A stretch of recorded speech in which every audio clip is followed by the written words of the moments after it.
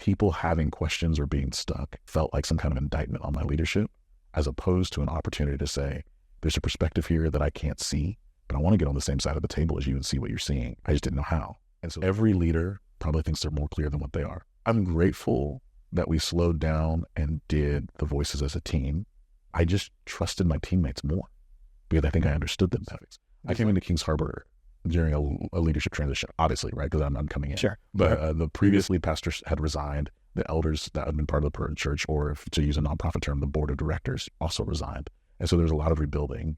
So I was coming in having to rethink, re-innovate, clarify and identify who we're And permission to do so. And permission to do so. Okay. Late 2019, early 2020, we actually reached out to you to start a process of how do we clarify our language and vision and mission and our values. The unique opportunity for us, the pause that COVID caused, gave us an opportunity to really press into that. But the hard part is, as you're starting to understand things as a leader, you're excited, right? Like this stuff has been in your gut and you're trying to get it out, and you're not in the room with people to have the conversation. So we start making changes and trying to communicate those changes via video.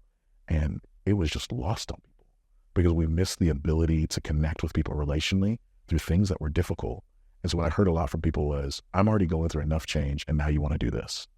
Where as a leader, I'm like, man, we've got a great opportunity because we got to rethink everything because necessity is causing us to reinvent. Yeah. So that was really hard, not having the relational equity to make the changes that needed to be made. Yeah. I remember, through that time, I remember those calls via Zoom during that time. And over the course of about 2 to 3 months, I could literally see the energy with you and your leadership team around this topic kind of slow down a little bit. And it was almost like recognition that everything in your congregation's changing for them. My church doesn't need to change right now. And I know you've wanted to, but I think there was wisdom in the way you pressed pause on that though. Thanks. Going into COVID, you are hitting the gas with trying to reshape some cultural things here. You have a mandate to do so, permission to do so. You have a desire to do so. COVID hits and forces you to pause. Looking back on that moment, where do you see today the wisdom in pushing pause and not leveraging COVID to force change, but actually COVID causing you to put a brake on the change that you wanted to implement? Yeah, I think every leader probably thinks they're more clear than what they are. In my mind, I thought the staff understood what we were doing. Our board of directors, elders I thought they understood what we were doing. And what we kept running into was these sticking points of misunderstanding. And so during that time period, we made a shift and we stopped just thinking about what's our language, what are we going to say about vision and mission, and started thinking about how do we understand the gifts of our team. And in doing that, we started using a tool called the 5 Voices. You introduced the tool to us, and you actually asked us to make that shift. And as we started doing that, like it began to turn on this light bulb of how do you talk and lead people through change, not just the pragmatics of what you're trying to do, but how do you really care for their hearts and their level of understanding? And how do you understand the person who can't get with the future vision because they need to understand the current moment better? Yeah. And so the wisdom of having to slow down and do that just made me a better leader when I was thinking about, okay, how do we actually implement the thing that we're excited about? Yeah. And I just think we would have fumbled the ball if we hadn't slowed down and learned how to care for people in the way that we led change. Yeah. I remember, once kind of weird to say once COVID was over, which it's not even still, but once we got back to a new normal, we re-engaged, right, with just re-articulating culture and trying to clarify some things. But during that process, we noticed some things with the team and just, I think, probably hangover from just the stress of COVID. And so we went through the Voices workshops. Tell me how that impacted your team's ability just to communicate, especially just caring for one another and communicating more effectively with one another. Yeah. There's a leader stereotype. Malcolm Gladwell, I think in his book Outliers, talks about like if you look at presidents, they're all a certain height, or Fortune 500 company CEOs, there's a certain look to them. And so people think about the charismatic, visionary, kind of loud voice leader as that's a leader. And I think the church does the same thing. I think nonprofits do the same thing. Who's got the charisma to get people to follow them? But what the 5 Voices did for us was actually everybody has a unique leadership voice that they're wired to have. And you're not a fully formed team if you don't trust all of those voices. We're a ministry, we're a church. Many people watching this, either nonprofits or churches, the reason that they do what they do is because they want to benefit the world. And so in doing that, you have a lot of people that their leadership voices care, or being a nurturer is what it's called in 5 Voices, but that voice is really quiet. And so learning to elevate that voice, slow down for that voice, just transformed our team's trust in one another and appreciation for one another. And then we just started seeing all these residual effects. Our lead deacon, a lady named Linda, she was literally sitting counseling a family and started talking about how having an understanding of the voices shaped the way she had the conversation with that family. Here recently, my wife and I were doing premarital counseling for a couple, and I literally started talking about the voice of the fiance and the fiance, I guess is what you would call them, because they weren't quite married yet. The fiance and the fiance. I think that's what you call them. And he has a very nurturing voice. She has a very systems, infrastructure, guardian type voice. Okay. And so even some of the conflicts that they were experiencing as they were getting ready to get married, like I could name them. And my wife was like, did you just Jedi mind trick them? But I was like, no, I just could understand them on a different level and appreciate that and call them to appreciate each other for the way that they were wired. And so there's a lot of just learning as a team. And, she's no longer my executive assistant. She's so gifted, like she's omni-gifted, she can do whatever. She should be your boss. Let's just be honest. Let's just be honest. So Caroline, someday when you watch this, I'm admitting on video, you should be my boss. But she got to walk through this, and it like ignited in her understanding of her own gifts. And like, she wants to learn how to do this for other people. And so now she's inviting people into teams, seeing their gifts and not putting them in positions that don't make sense, but using what they're most gifted to do because she understands it better. So it's just had all these residual effects that are so positive. So let's link these two things together, right? So we start the cultural clarification process, push pause on COVID for some very good reasons, get back to it, and we land the plane on all those, updated your mission statement and those core motivations that drive decision making here, right? The specific spiritual outcomes that you're driving towards, strategy even of how to go about doing that, and casting this vision of where we're going. We did all of that stuff. You layer on top of that the 5 voices and really transform team communication. How does the implementation of the voices help your broader leadership community understand and embrace all of the cultural things that you've been trying to implement? On the most practical level, we literally changed the way that we structured meetings. So in this process, we figure out all of that language about, hey, where do we want to be in 10 years? What's the things that drive our decisions? What's our mission statement? And we were rolling that out to key volunteer leaders in our church. And we felt a sticking point. And I had a conversation with you. I said, hey, I feel like we're stuck. My impulse is to jump up and like preach through it, to use the volume of my voice to get people there. And your response was, well, maybe people are missing you because of your voice doesn't connect with their voice. And so we slowed down and had a nurturing voice share the same exact thing that I was getting ready to share. And like, you could see people's arms in the room come uncrossed because it's like, you get me. And then in addition to that, I don't want to just fly past that. So I love the humility of you being able to recognize that, but the willingness to actually let somebody else carry the water, if you will, in delivering this big message to key leaders. So, what was that process like for you?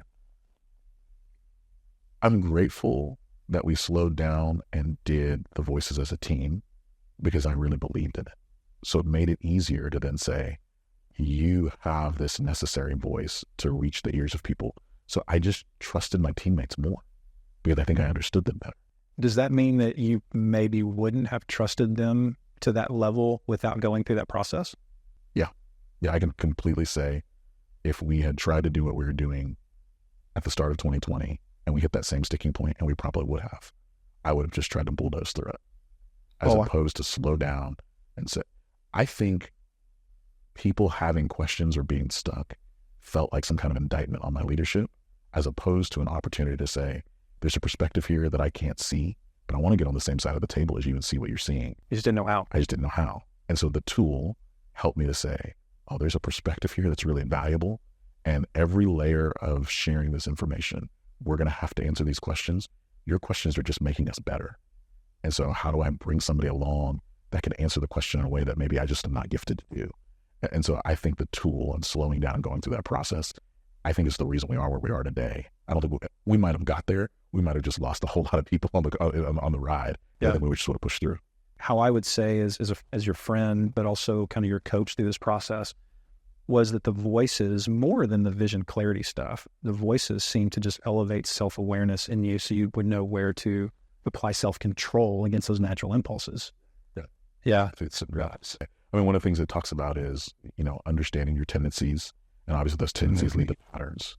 And so often as a leader, we're unaware of those things. And so we just kind of keep falling into this pattern, keep doing the same thing. And so backing up and saying, hey, this tendency in me is to drive, to push, to get there. And like, I'm a pioneer, so I want to make roads where there's not roads.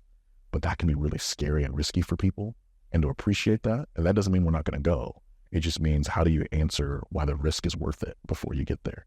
So I just think the value of being able to see that in myself and see that in others, because now I get to coach other leaders and say, hey, this tendency's in you, and what you desire is right, but you don't have to get there the way you're thinking. When you came in, you were stepping into a difficult situation. You're coming alongside a board that's trying their best, very capable, very talented, gifted leaders in their industries, and trying to navigate some really difficult conversations. So I want you to give some perspective and your best advice for three different people. The pastor who is preparing to transition, or the executive director of a nonprofit that is getting ready to transition.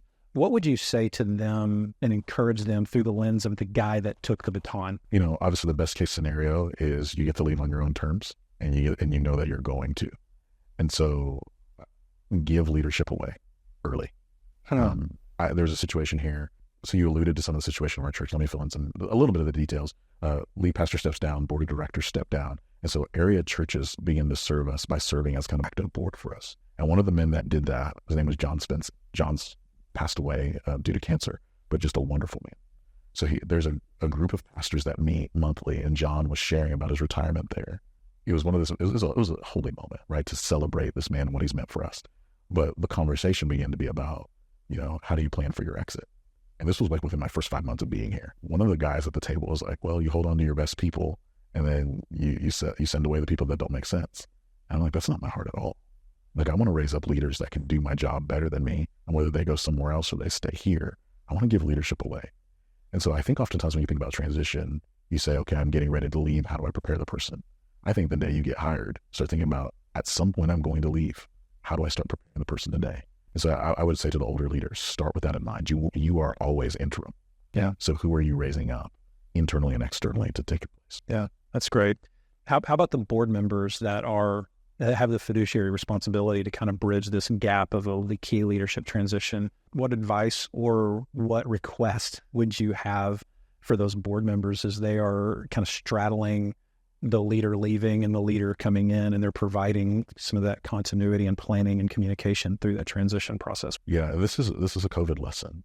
I don't think people care as much about your vision and your mission and your values as you think.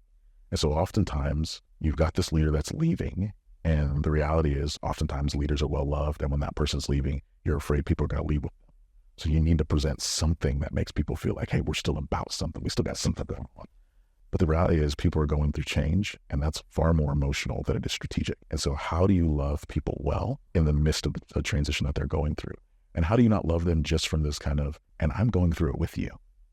Because I think the board that I inherited, one of the things they did better than any board I've ever been around was they were in it. Like we feel the impact of this transition and this pain. Yeah. And I think that garnered them credibility. And so I think oftentimes we feel like we've got to get all the strategic things done, but I think really to care for the people that you lead well gives you the space to then have the conversations about change that you need to have. What you said is so true. Transitions like this are personal before they're tactical. And I think one of the mistakes that boards can make is they focus so much on the tactical side. Sure. That they completely blow past any emotion or giving space to that. So your board here did that really well. And I think that speaks to the character of who they were. Yeah. I think it speaks to the understanding of what they came into. Oftentimes with an organization, a nonprofit, like your board tended to be external to the actual day-to-day functions, where these were people who were part of the church. So they really were feeling the pain of the transitions. And I think they were just honest about that. I think it's helpful. All right. Third category. What advice would you give to the person that is about to step into what you stepped into 7 years as the new pastor here? What would you say to them? There's a man named John Henderson. He does biblical counseling. He's also a pastor in the DC area. And he has this statement, when you've seen one, you've seen one. So I don't think there's a carbon copy for these situations. I remember trying to read the book the first 90 days. What do I need to do in the first 90 days? All those things. And when you've seen one, you've seen one. So what does it look like for you to become an expert in the hearts of your people? What does it look like for you to become an expert in the contextual situation and doing that well? And I think that determines how fast you can go. Well, so when you say become an expert in the hearts of your people, what's a practical way to do that? Like from your experience here, just how did you do that? We had so many meals with people for a few months. I mean, it was insane. And I'm so grateful for my wife and my assistant at the time, because if it was up to me, I would have been like double booking dinners every night. Yeah, but they like helped make it helpful and functional. But well, okay, let's not fly past that. That's actually a very tactical, practical thing, is have somebody in the church, like your assistant, new people. So I'm assuming that there was some cherry picking and prioritization of scheduling relationships, because you don't know who to meet with. You don't know who's going to be your best friend, or who's just looking to drive their agenda to the new guy, right? But what I'll say is that's not even bad, right? Like if somebody's coming in and drive an agenda, there's a reason that's there. And so again, and this goes back to the 5 voices, like hearing somebody for who they are, not what you would hope they would be or what you are. And so there were times that happened. I can remember sitting in Starbucks and being like, oh, this is not a get to know you. This is, here's what I want you to do for me. But I learned, oh, this is what impacts people's hearts. And this is really important. I just think there's something really, really healthy also about shepherding the forgotten flock. So the staff also has gone through all this transition. Has also gone through all this pain. And so your primary job is to care for them, care for their families. And I wish, I'll just admit this, I wish I had done that better. I don't think I was as aware of that then as I am now. And so I don't have a lot of regrets, but that is one of the things I wish I could have done better. Man, it's shepherding the forgotten flock. Man, what a great way to say that. Because you're right. Like they're carrying the burden. So the board members that left, people that leave, like they're carrying that weight.